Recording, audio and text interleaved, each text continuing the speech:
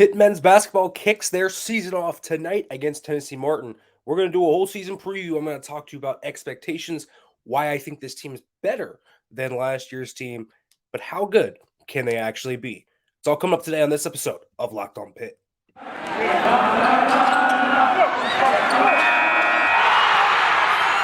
You are Locked On Pitt, your daily podcast on the Pittsburgh Panthers, part of the Locked On Podcast Network, your team every day.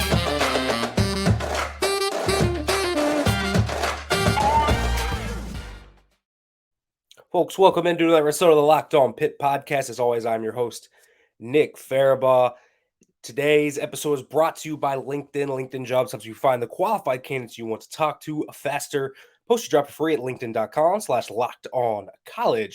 That's linkedin.com/lockedoncollege. So post your job for free. Terms and conditions apply. Now, folks, Pitt basketball is here, and this is the money year, if you will, for Jeff Capel. This is the year where he's coaching for his job.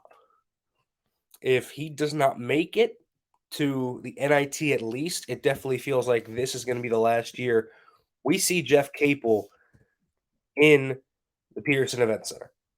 It just does. It doesn't feel like he has any more leash to give, even though the buyout doesn't look particularly appealing, right? The buyout situation is about as unappetizing as it can get for this situation. Pitt has backed themselves into a hole in that regard, but let's understand this. Pitt needs to bring some type of winning culture to this basketball program. They haven't been to the tournament in a very, very long time for this program. You know, a program with Ben Howland and Jamie Dixon that was built on consistency and being that perennial winner. It has taken a nosedive. Pitt has consistently been one of the worst teams in the ACC since joining the conference. And so this has been a net negative for Pitt. And Pitt can't have this happen to them anymore. Something has to give. Pitt has to play more basketball than just going to the ACC tournament this year. And so somehow, some way, Jeff Capel has to make that come true. Now, listen, it's not a great start to the year because Dior Johnson gets suspended. John Hugley's dealing with a knee injury. Will Jeffress with a foot. That's about as bad as you can get in terms of luck. And Jeff Capel has consistently had awful, awful luck during his time at Pitt. I mean, we're talking about Pitt not having a cupcake schedule here to kick it off either. This is not an easy schedule to start out your year with. Tennessee Martin isn't a good team, at least by power, 6-7 standards. However you view college basketball through that lens. Let's also understand Tennessee Martin is going to be a very, very solid team in the Ohio Valley. They are predicted to be one of the better teams in the Ohio Valley, and they have some experienced players on that team. And then you go and face West Virginia, and then you go to New York and you face Michigan at least, and then either VCU or Arizona State. That's not an easy schedule. Pitt does not have an easy schedule this year in the out-of-conference department, and that can help them and hurt them. Because if John Hugley and Will Jeffress aren't back soon enough, Pitt can easily be staring down the barrel of an 0-3 start. Or an 0-4 start, or a 1-3 start. Because let's be real here, Pitt has lost both opening matchups they have played. They lost to St. Francis in 2020, and they lost to the Citadel in embarrassing fashion last year. And there were extenuating circumstances in those regards. But the first thing you have to establish for this season to go well is you got to beat Tennessee Martin. You have to. And again, this team that they're going to be facing in Tennessee Martin does not look to be all that bad. Now, you got good teams in that conference, the Ohio Valley, but Pitt should be able to handle this team. Tennessee Martin's picked to finish second right now in that conference, only behind Morehead State.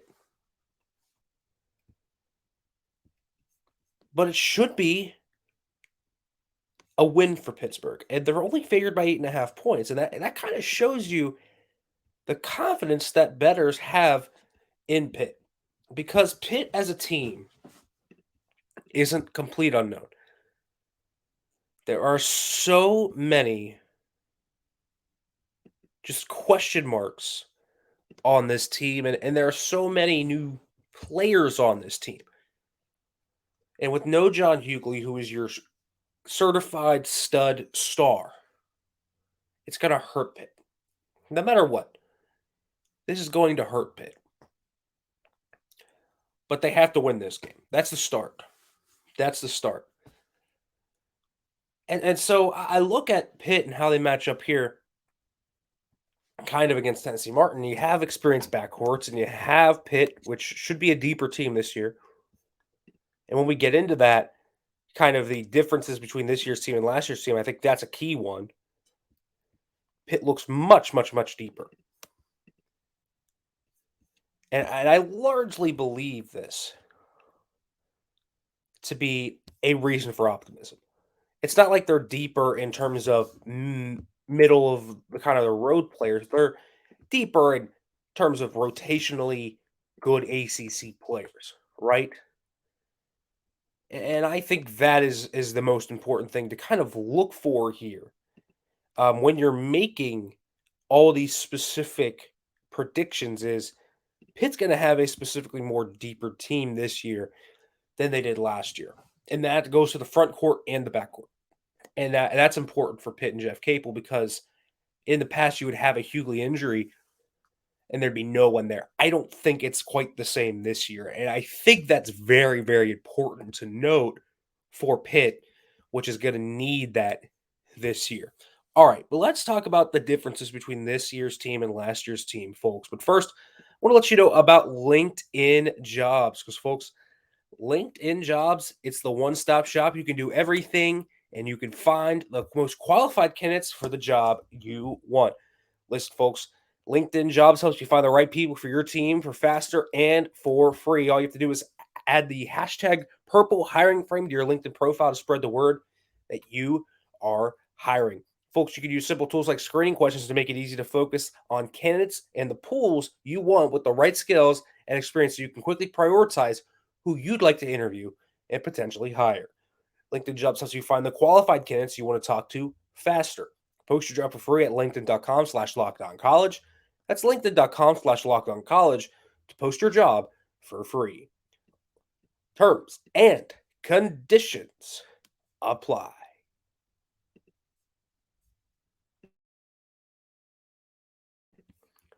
All right, everybody, welcome back to the Locked On Pitt podcast, as we are continuing to talk through Pitt men's basketball here this year, as this continues to kind of intrigue me this entire season. But let's go to this year's team versus last year's team. Your backcourt this year, I think, is much, much better. And losing Femi Odukale is not going to be an easy one to replace. But Ithiel Horton, for as streaky as he was and for what he brought to the table, you could replace it. Wasn't a necessary plus on defense, was kind of just a streaky shooter. They could sometimes create off balance, but not really do it very often. And so Pitt now this year is going to have, I think, more shooting in the backcourt. I think they'll have more shooting as a team, period. But I think they're going to have a more experienced and better gelling backcourt. When you have Nelly Cummings, Greg Elliott, Nate Santos, I would count Nate Santos in there. You can put him as a wing, but I think he does factor into the 2-3 factor. there. Then you have Nike Sabandy coming back, and then you have Jamarius Burton. And so you can kind of decide who you want to start there. It's probably going to be Cummings at the point guard. And in the 2 exhibition games that I've seen, this is a guy that looks ready to go. He looks crisp. He looks experienced.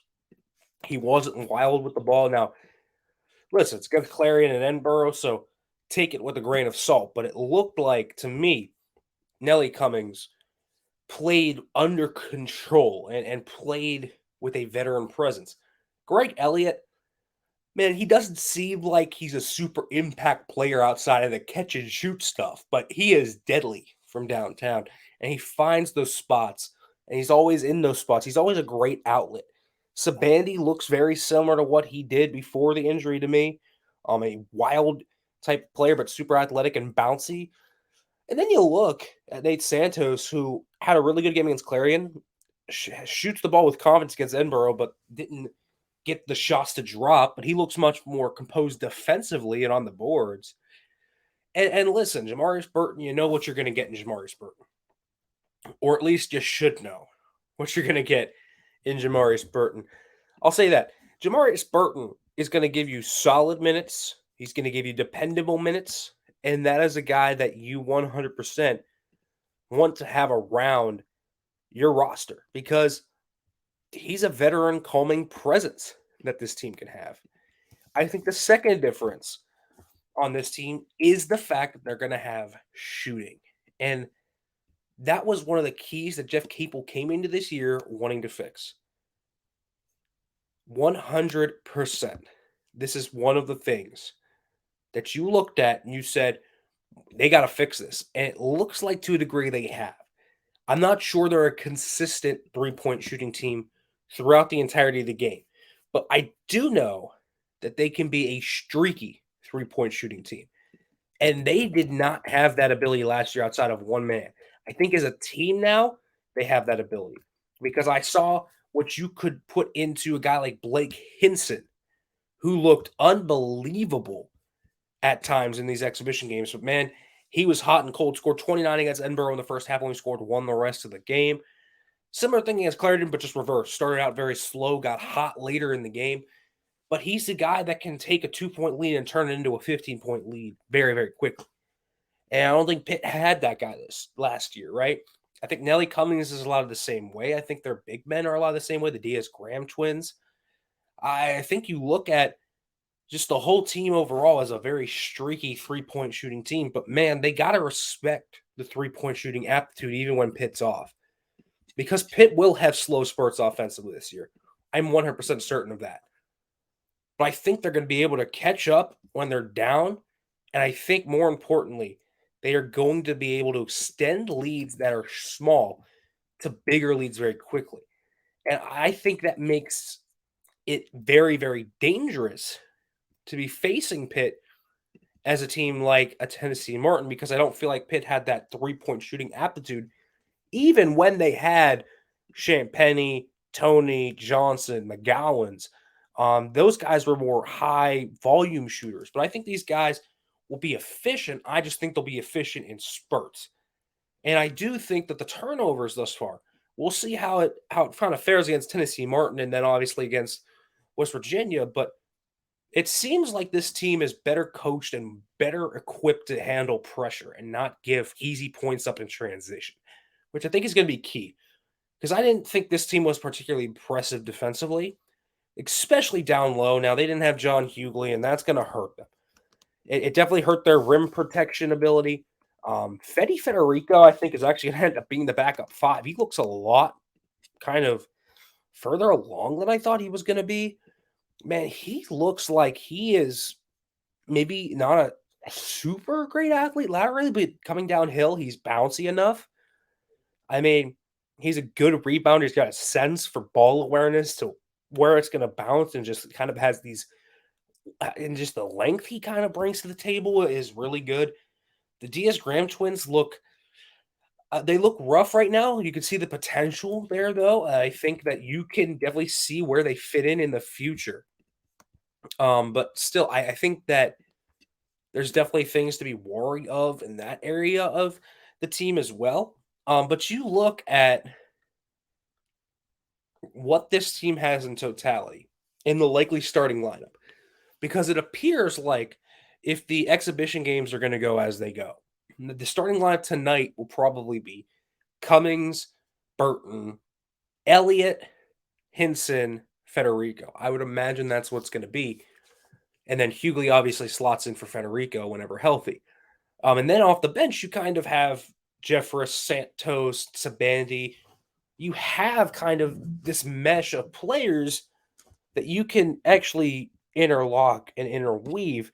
And so if a guy's not having a good night, and this was what was happening to Jamarius Burton against Edinburgh, he didn't have a good game. And so they yanked him.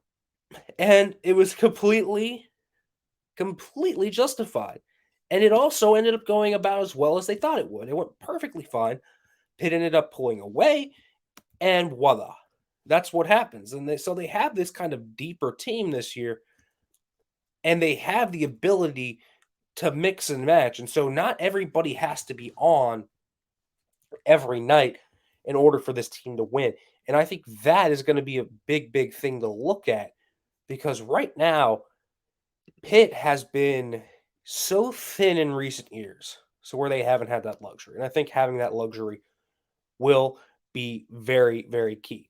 I'm going to talk about how I see this playing out and what a reasonable expectation for Jeff Capel should be this year in order for him to stay Pitt men's basketball head coach. But first, folks, I want to let you know about BetOnline, because, folks, BetOnline.net is your number one source for your betting needs for football, college basketball, and so much more. This season, you can find all of the latest player developments, team matchups, news, podcasts, and in-depth analysis of every game this year. And as always, BetOnline remains your continued source for all your sporting wagering information with live betting and up-to-the-minute scores for every sport out there. The fastest and easiest way to check in on all your favorite games and events, including the MLB, MMA, boxing, golf, so much more. Head to the website today or use your mobile device to learn more. BetOnline, where the game starts. All right, everybody, let's talk Pitt men's basketball, where they're heading this season. As I said, this does not look like a very easy out-of-conference schedule. They play a lot of top-tier teams.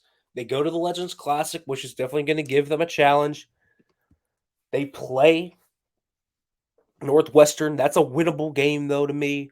They play Vanderbilt again. That's a winnable game if they're up to snuff. But Pitt men's basketball, man, their schedule isn't necessarily easy. Tennessee Martin is no cupcake coming in. I mean, and they have a tougher schedule in conference this year. I think the ACC is going to end up being a better conference this year than it was last year. So I don't think it's going to be as much of a cakewalk. And so I'm not sure how many surprise wins you can pull off this year. I think you kind of have to a degree, play your kind of consistent basketball and be the team you are day in and day out. And I think that's actually where Pitt's going to have to make their money this year. And so you look at some of the teams they play twice, though, and okay, you play Georgia Tech twice. You feel good about that.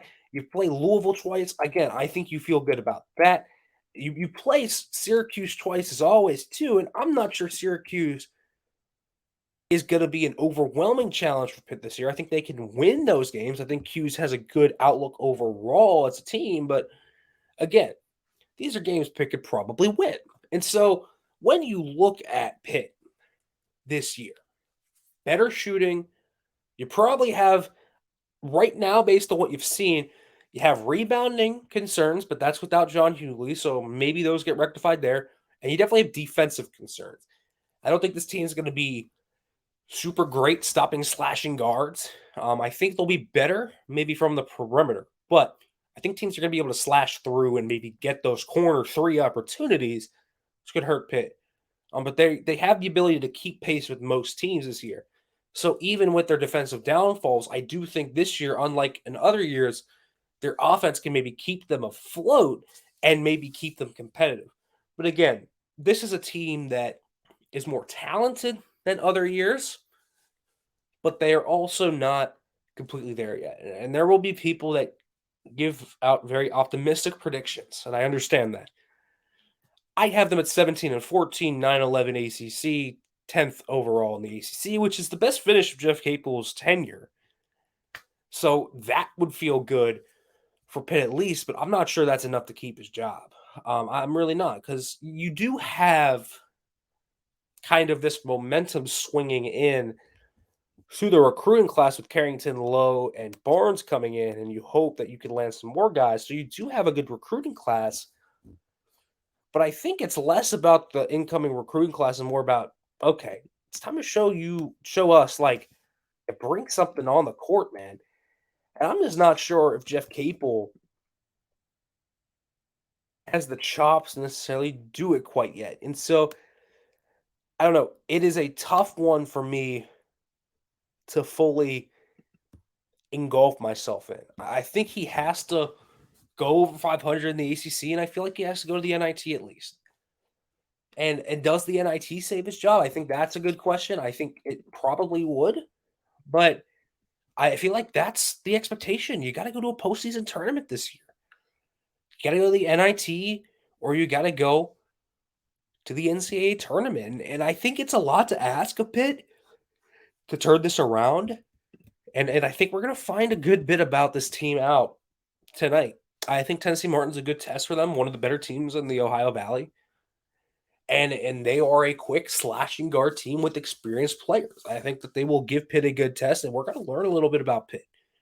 Without John Hugley, we're going to learn a bit about this depth of this team. We're going to learn a bit about the perseverance of this team, how Jeff Capel kind of has them coming out after losing 2 straight openers in back-to-back years. If it happens again, man, we know where that trend is now. And so I 100% look at this team as a better version of most Capel teams, as a more kind of cohesive measure of team.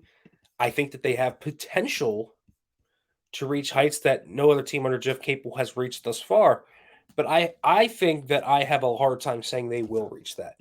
And so to me, this looks like a 15-17, maybe 18 win type team, but it's going to depend what they do in the ACC, because if that 17-14 is accompanied with an 11-9 in conference, I think that gives them more appeal to go to an NIT bid. And I think that might be able to save Jeff Capel's job, but we'll see. I have 17-14, 9-11 in conference right now. I think that's realistic. I think they get it closer to 500. I think that they have a better requisite level of ACC talent. I think John Hugley's going to be really good this year. I think Blake Henson, those two together, I think that front court's going to be really good. And I think they have an experienced backcourt. I'm just not sure that they have the defensive qualities or the consistency or, quite honestly, the coaching to buoy them up past that level. And I think that's really where it comes down to. All right, folks, I'll be back tomorrow talking what happens in that Tennessee Martin game. And we'll talk a little bit about Pitt football, because it's probably happening over there on the UPMC Rooney Sports Complex on the south side. Folks, as always, thanks for listening. As always, hail to Pitt.